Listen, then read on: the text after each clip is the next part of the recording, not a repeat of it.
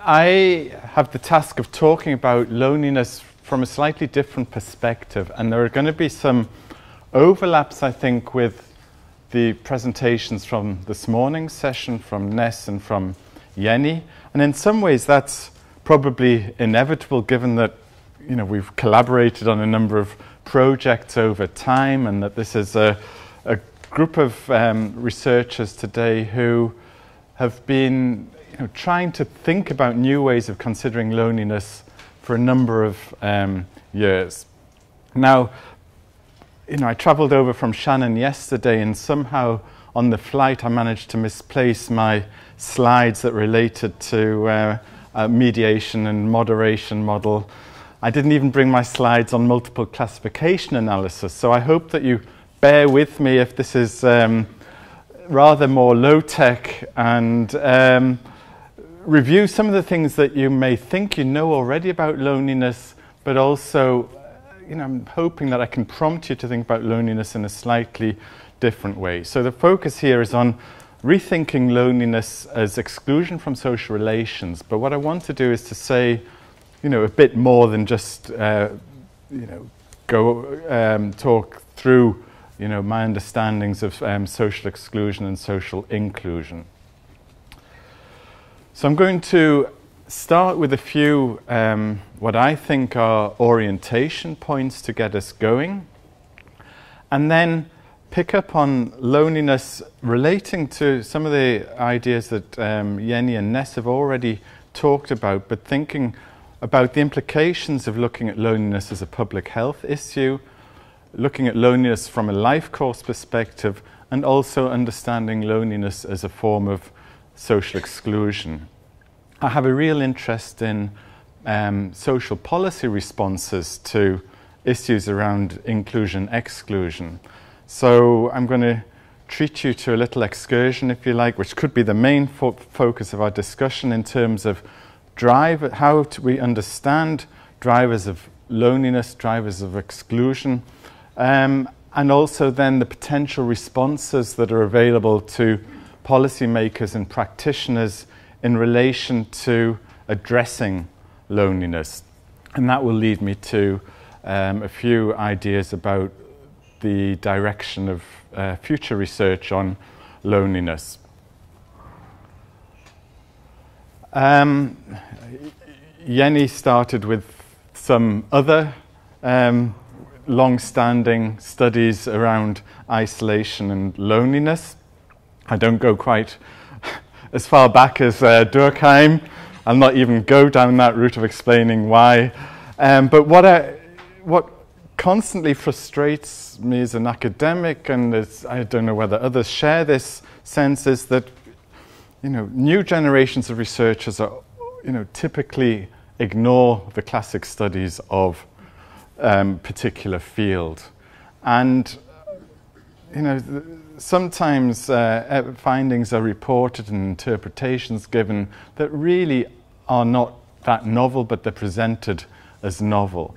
And I think it's useful in the sphere of work around social relationships in later life to at least say, and these are just a selection of studies that have been really important in shaping our current understanding, that this is part of our historical legacy on which we base our work, that it's important to acknowledge the contributions that people have made to the discipline, to the field over time, and not just to focus on the Anglo-Saxon literature, but also to think about what has been done in other cultures. I'm not going to give you a synopsis of all of these key works, but people like Peter Townsend have been so instrumental in shaping our views of work on aging, not just around social relationships, but as we'll come on to see, around material resources, around, but also more broadly around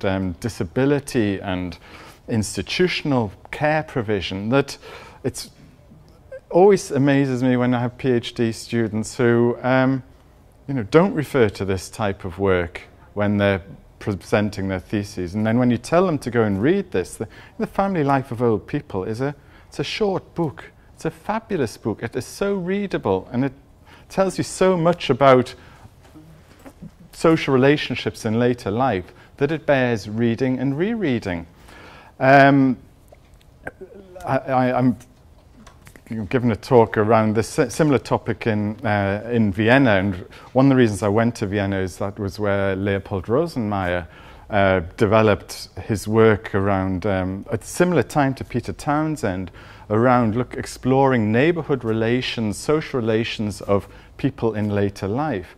And one of the outcomes of the work of Rosenmeier and Kuckheis was this idea of the normative expectations of social relationships, the idea that families desired this intimacy but at a distance, is how they described it, right? That you wanted to be close to your children in terms of the intimacy, but you didn't necessarily want to co-reside with them in the same house. This is fundamental even now in terms of how we deal with our, with family relationships, with children, with parents and grandparents, and there are all sorts of questions about, how much intimacy is, is desired in people's social relations, and how much distance goes with that degree of intimacy. And this really is worth revisiting.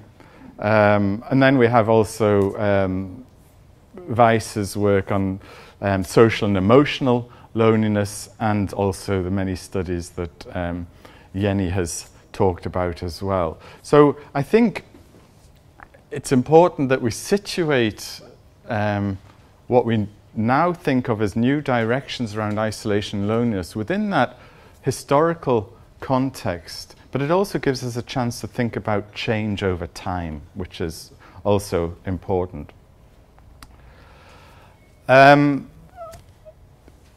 There's no surprise that I think the three presentations adopt a similar perspective on loneliness. It's this cognitive discrepancy theory, as Jenny says, over 30 years old now, but the one that seems to still make most sense and can still be tested with our new studies, with the longitudinal studies, with cohort studies, that identifies loneliness as being this gap between people's desired social relations and their active social relations. And I want to come back to that in a number of places, but in particular in relation to some of the policy and practice responses to loneliness.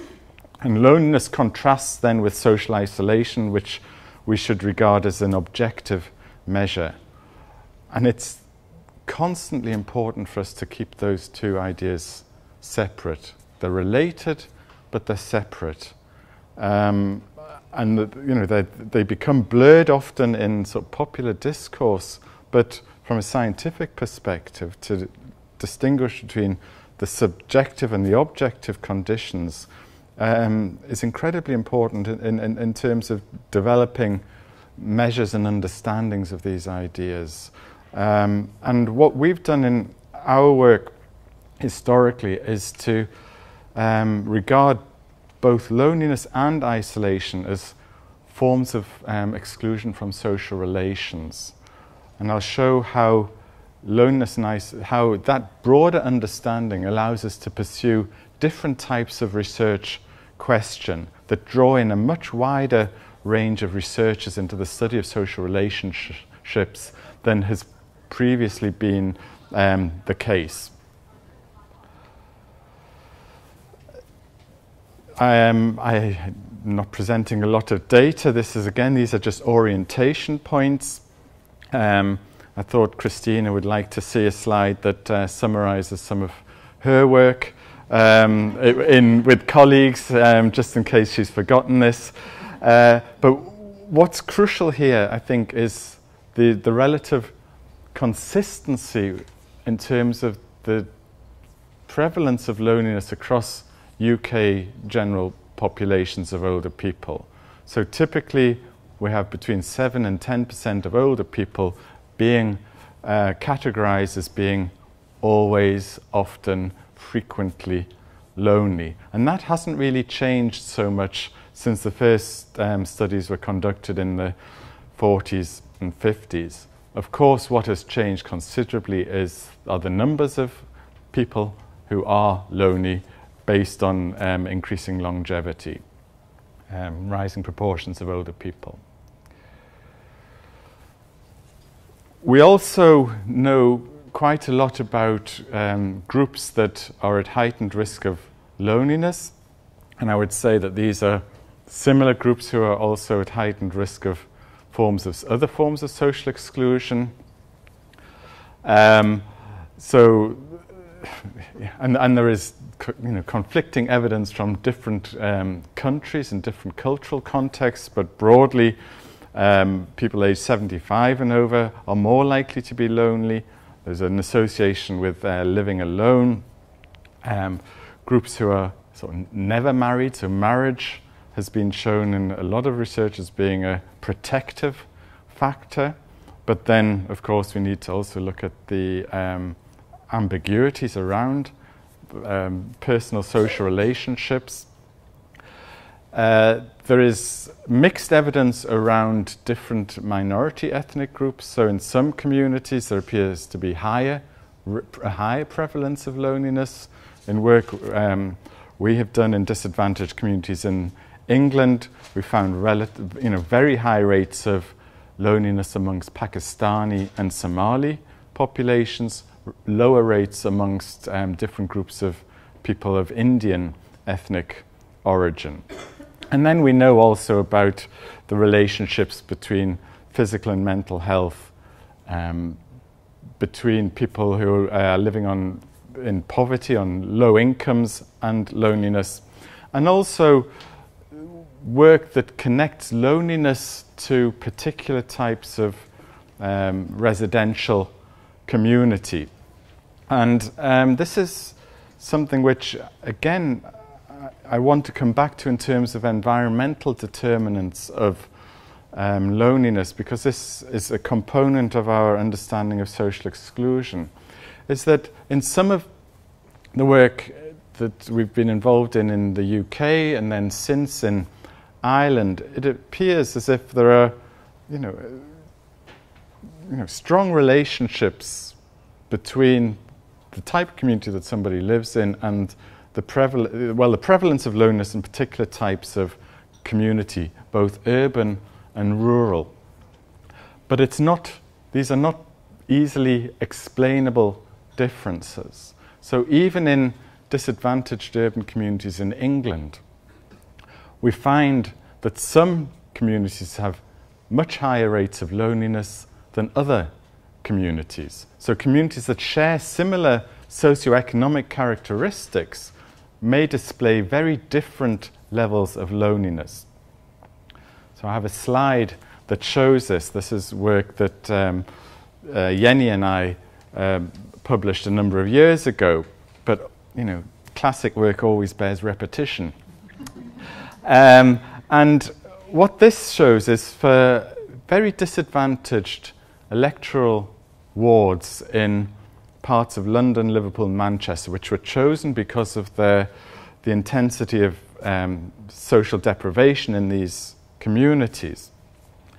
On the Young-Yearfeld loneliness scale, which ranges from 0 to 11, where anything above 3 can be regarded as being an indicator of loneliness, you find a considerable difference between parts of London, Liverpool, and Manchester. So in our Manchester communities, the loneliness rates were almost off the scale, if you like, very high mean levels of loneliness, right? And for some people, and this went right up to scoring 11 out of 11 for some people. Rather lower levels of loneliness in parts of London and Liverpool, which points to me to the need to consider an environmental context. What is it about these areas? What is it about the social relationships and the norms surrounding social relationships in particular communities that can increase loneliness or reduce loneliness. And, you know, we would still struggle to explain this difference in very deprived urban neighbourhoods in England. It suggests also, to me, the potential for some form of policy intervention if these variations are so intense. You know, what are people doing right in parts of Liverpool that they don't seem to be doing right in parts of Manchester? Again, I'll try and come back to that in relation to policy, the potential for policy responses. And it's also useful, I'm still on my key orientation points here, is to think about loneliness both from an individual perspective and also from a societal perspective. So there's powerful research evidence which says that people who are lonely have a lower quality of life than those who are not lonely. That people who are lonely are more likely to die prematurely. People who are lonely are more likely to have a wide range of physical and mental health conditions, with a long list of conditions. They're more likely to be using medications, more likely to be consuming alcohol. And this goes into the discussion that started before lunch around the potential dangers of pathologizing loneliness, is the medicalization of loneliness. And you can see, you know, as policymakers get their hands on some of this, that you know, policy responses will focus increasingly on individual behaviors in the way that people are being encouraged to exercise more, to drink, consume alcohol less, to eat more healthy diets. There'll also be an increasing focus on people's social relations and, you know, this sort of moral obligation to maintain your convoy over the life course. I don't think we're too far off first initial policy attempts to try and do something about this. That would be my perception, given the power of the relationship, which I'll show in a moment, in which Jenny has already mentioned. But loneliness doesn't only have individual impacts. It also has a range of social and economic impacts. And this is an open research field, is what I would have to say, is that, you know, if within your network you have somebody who is intensely lonely, that has a broader impact on family, on friends, on neighbours. You know, I do a number of sort of presentations around this topic, and it's often insightful what you know, lay people, what older experts, I would describe them as, have to say about the topics that interest social scientists. And in one event in the town hall in Manchester, in the front row was a man who I, given a fabulous, I think I've probably even done the moderated, mediated model, but he said at the beginning that, it's all very well, all this fancy science and all these numbers. He said, he had a brother who was very lonely. And he said the impact that had, not just on the brother's immediate family, but on the extended family, was incredibly pronounced. And it sort of led me to think then about that, the wider set of connections where, so loneliness isn't just, if there's a person who's lonely within the family, within your own social network, how that reaches out to other and affects other people and their social relationships. There are also a number of impacts on communities in terms of the community response to loneliness and also to isolation. So if we think about the types of befriending initiatives, the social clubs, the good neighbour schemes, all of the things that we're familiar with in terms of our community responses, that if loneliness wasn't so much of an issue, you know, what, you know, would we have more time to be available to spend on other types of community activity that weren't focused on this? But there are impacts there associated with isolation and loneliness within communities that lead to some sort of community response. And then we also have those broader social impacts in terms of, you know, if we know that there's a relationship between loneliness and mortality and morbidity, we can then only imagine the types of costs that are associated with that in terms of health and social care use, GP consultation. So there's evidence, I think there was something around 10% of GP consultations can be directly attributed to loneliness, to people who don't have a physical health condition but are seeking out a GP to talk about, well, just as somebody who they can talk to for company. Emergency admissions to hospital, readmission to hospital, premature entry into institutional care. The list could probably go on and on. So there's a social and economic cost associated with not addressing loneliness. And this is, like Jenny, this is, you know, I feel that this is a really powerful argument in terms of looking at loneliness from as a public health issue, because this is really what gives us the ability to transform public policy and to capture loneliness and social relationships as being really important factors for society to focus its attention on. So this is where Hult Lundstad and colleagues talk about the idea that people with adequate social relationships have a 50% greater likelihood of survival compared to those with poor or insufficient social relationships. And it's the graph that Jenny showed that shows that social relationships are more powerful determinant of mortality and morbidity than alcohol consumption, smoking, obesity, other types of environmental factors. And what this really means is that we need to be thinking about placing loneliness on in a similar realm to other public health issues that we take incredibly seriously, without the excessive pathologization of this.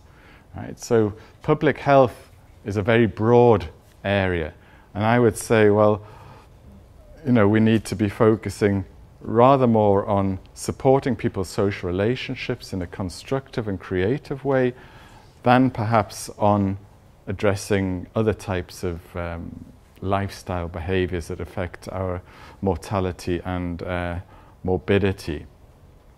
Again, I'm going to come to that in terms of the policy responses. So the first of the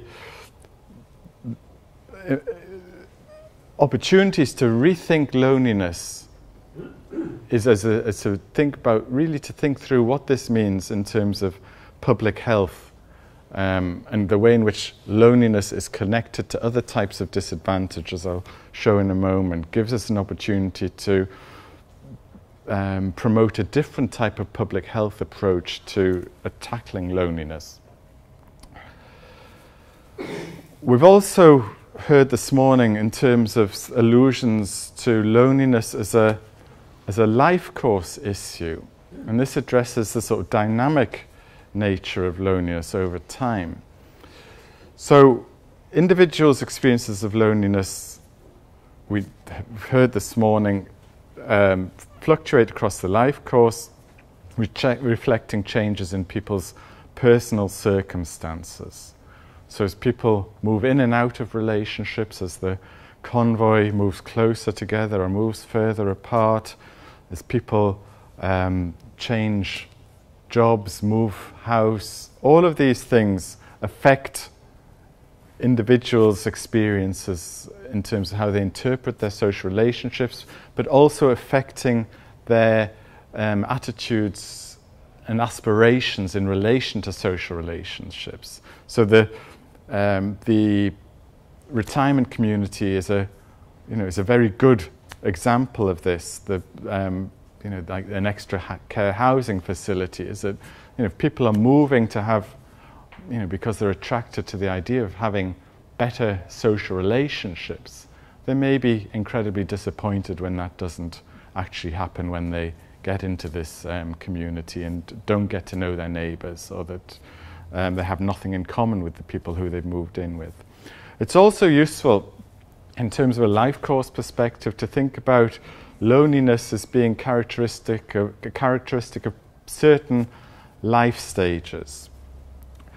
Right, so the empty nest stage, right, the children leave home. I know we also have the sort of boomerang stage where they come back again. But and some of us might dream of an empty nest stage. There's a very strongly gendered dimension here. So I know in my own situation that I was delighted when our 2 adult children left home. I think my wife was rather less delighted at that stage. But you can see how this is based on people's expectations of their social relations, as well as the actual the makeup of the social network. And for some people, obviously, retirement is a major as a life stage. That changes people's the structure of people's social relations, and also their expectations of those relationships. And then we have all sorts of life transitions that may be more or less closely associated with loneliness than others. So, and this is where the life course approach, as gerontologists, we have very good or increasingly good data about changes that happen from midlife to later life, but what we really need is whole life data. So, leaving home, there's a lot of work that has been done about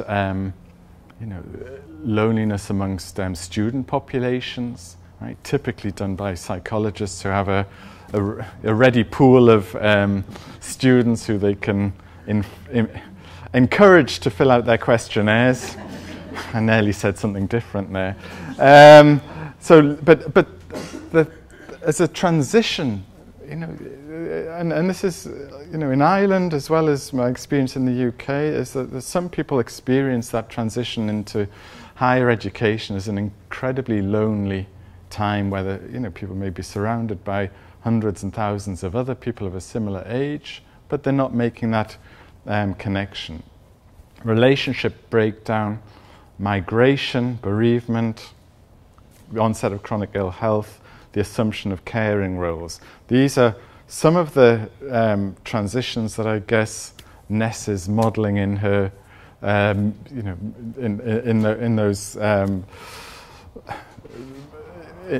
those models of the evolution of loneliness.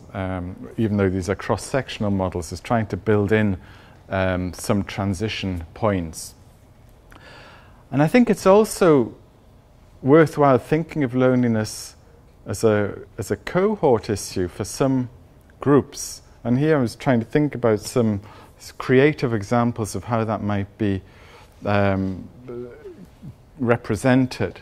So for some groups, the impact of AIDS and HIV would be a major sort of turning point, a key historical period in people's lives where social networks were hollowed out relatively quickly for a particular, before medication came on board that could delay the impacts of AIDS and HIV. So you have a particular cohort of older gay men in the United States and the UK whose social networks would have been really terribly affected during the 1980s. You can also think about migration trends, and this is, I would say, I put this in because of the experience in Ireland, but there are similar experiences in other countries. So some of you may be aware that Ireland has had a very deep recession over the last 5 years. It was nothing to do with my arrival in Ireland. It was already happening before I arrived in Galway. But during the height of the recession, for a country with a population of around 4.5 million, to have 50,000 people, mainly young people, leaving a country every year to go to Australia, Canada, the United States, the United Kingdom, and many other places. The impact of that on not only on the social relationships and networks of the people who are leaving, but also those who have been left behind, points to a cohort effect. Some of these people are now returning to Ireland as the economy lifts, and I haven't been paid to say that, but things do seem to be stabilising and improving now in Ireland.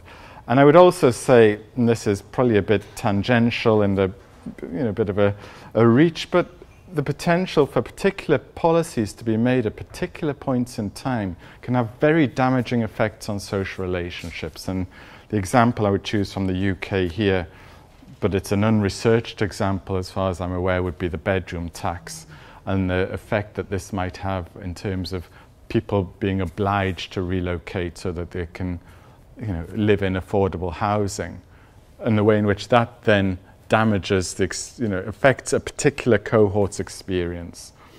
Of course, the bedroom tax might now be increased again. So it gives the potential for researchers to explore this, I suppose, from the experience of a particular cohort.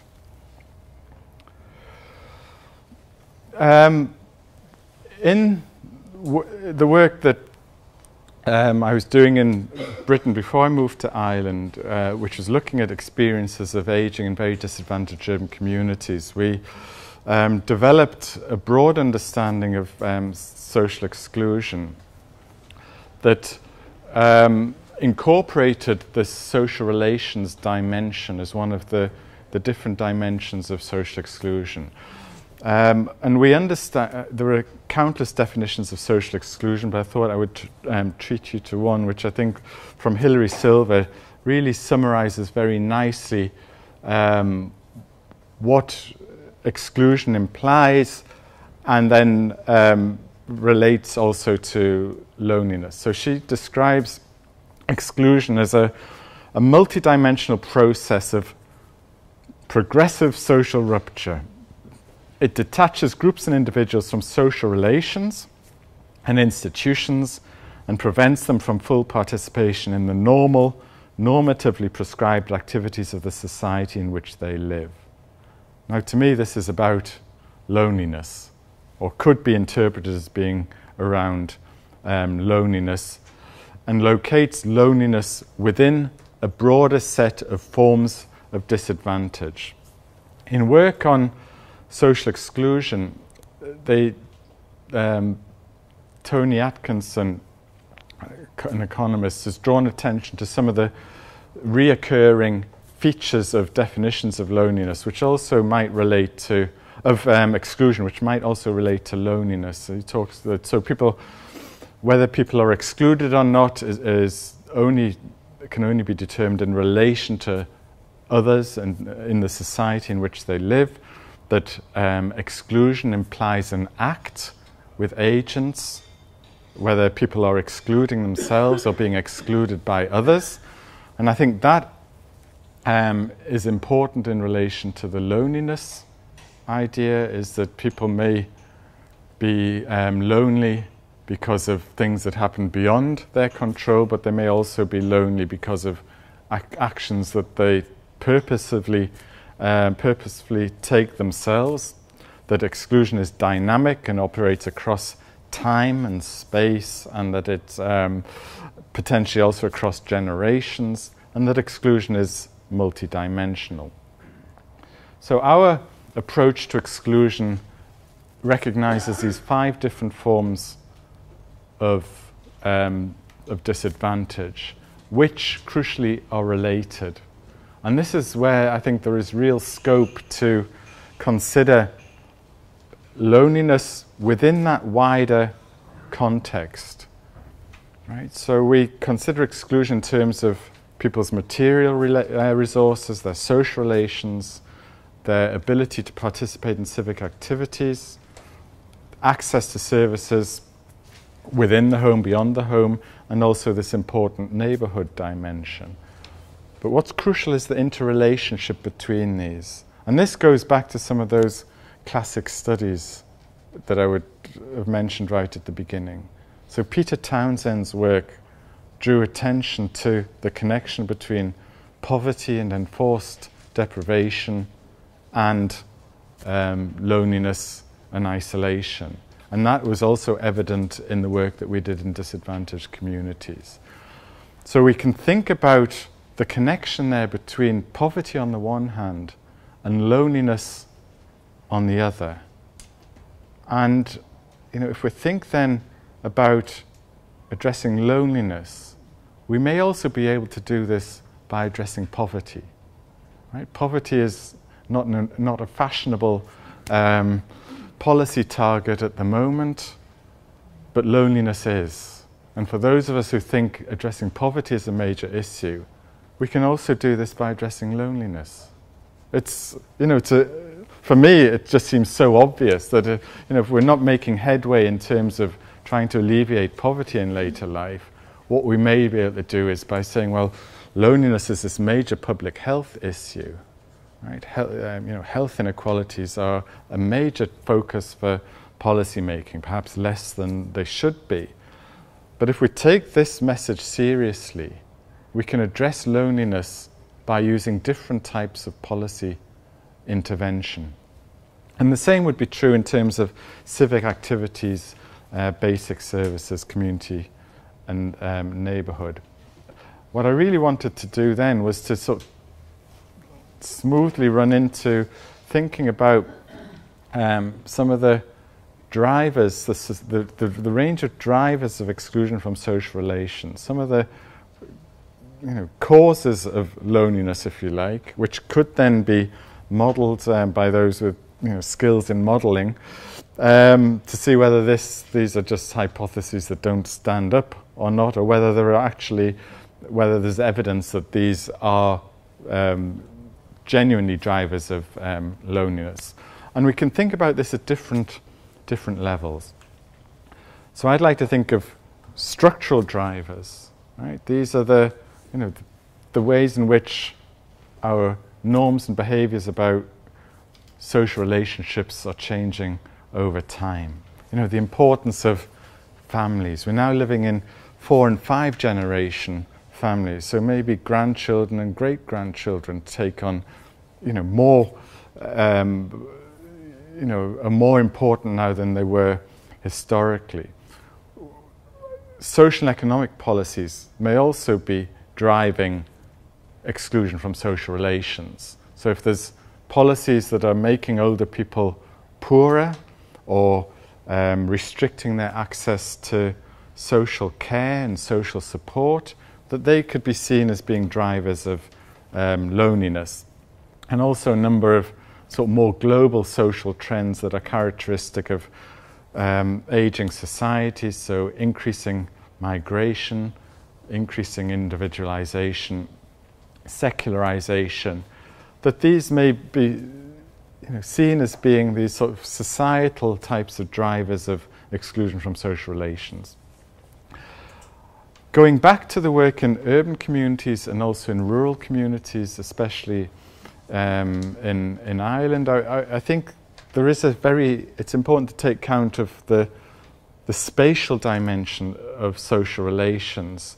So I would see there are elements of environments that may be more likely to lead to increased loneliness than, so there's inevitably changes in, urban and rural communities over time, whether, whether population change within communities, where rural communities transition into becoming commuter settlements, where neighbours no longer necessarily know one another, or time is squeezed in terms of contacts with neighbours. We can think about planning policies. I tend to also put in age-segregated living as a potential driver of exclusion from social relations.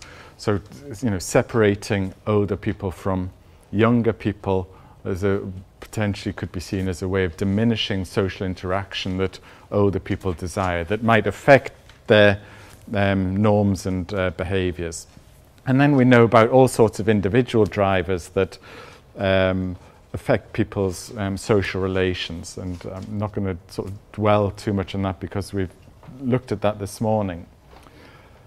So in terms of, I'm going to skip over the socio-spatial. I'm going to talk about the responses to exclusion from social relationships. If we accept that as a broad framework and think about, well, we've got similar proportions of older people experiencing loneliness as historically has been the case, but we'd like to do something about that and to reduce that.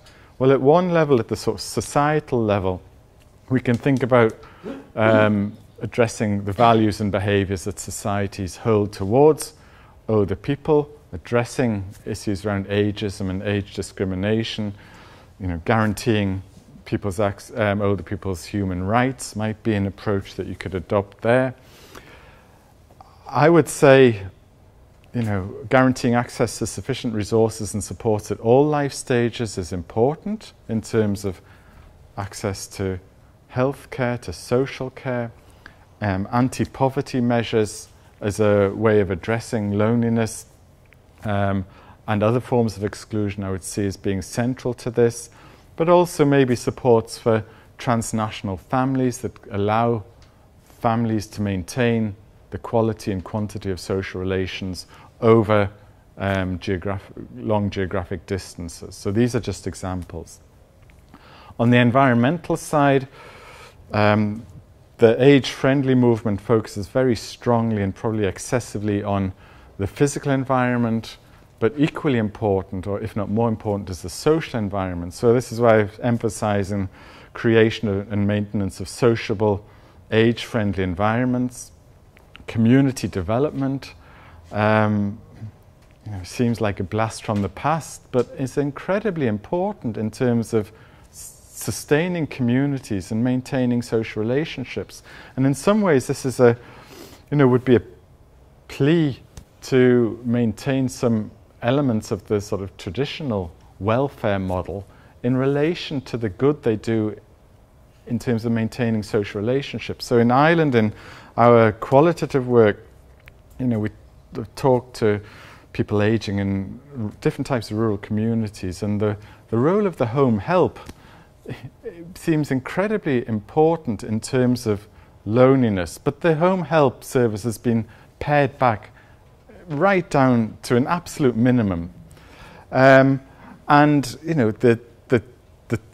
this will be familiar from a UK context. The time that people can spend in people's homes is reduced. So what I would be saying was, if you take a public health approach, you'd be saying actually we should be having more home helps doing this because it reduces the likelihood that people will be will be entering into emergency care, that they will be taking medication, that they will be all of the negative sort of health outcomes. So thinking about social interventions, counteracting trends towards age-segregated living, and then a range of preventative strategies right across the life course focused on individuals. I'll come to we can maybe pick up some of those other forms of individual interventions in the discussion, because some of this has already been mentioned in questions this morning. What we also know from the exclusion literature, though, is that there are other ways of responding to social needs.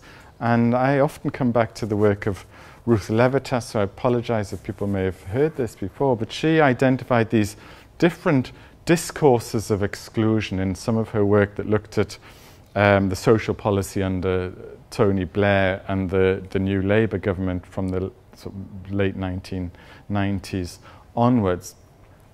And she identified these 3 different languages around exclusion, and then the policy responses that follow on from that language. So she talks about this redistributive discourse, a moral underclass discourse, and a social integrationist discourse. In relation to social relations, I'd see the language that looks at poverty as a cause of loneliness, in this case, as being important, and also this moral dimension that focuses on the behavior of the excluded and the disadvantaged rather than on the structural causes of exclusion.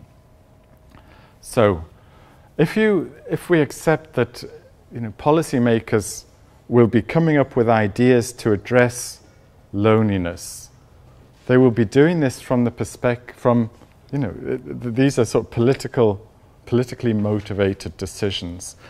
And you can have these different responses coexisting. But anyway, so if you say that loneliness is strongly related to poverty and lack of material resources, one response would be to a whole range of anti-poverty measures, right? Minimum income schemes, making sure that groups that are disadvantaged have decent income in later life, women, migrants, informal carers. Right? So if you adopt that type of approach, you'll be providing all sorts of supports to ensure adequate income and protecting the incomes that are being whittled away through changes in pension schemes and all that sort of thing. Right? That would be one set of responses to loneliness, which comes sort of slightly from left field, but I think bears consideration. What we're more likely to have, and this is the risk I would see around loneliness as exclusion from social relations, is this moral underclass, this moral dimension, right? Where the focus really is on addressing behaviors of older people, right? That if we can, if we can change the behaviors of older people, we can reduce loneliness and save a lot of money in terms of health and social care costs, right? So this effectively blames lonely people for being lonely, right? Why have you not rung your son? When did you last see your daughter?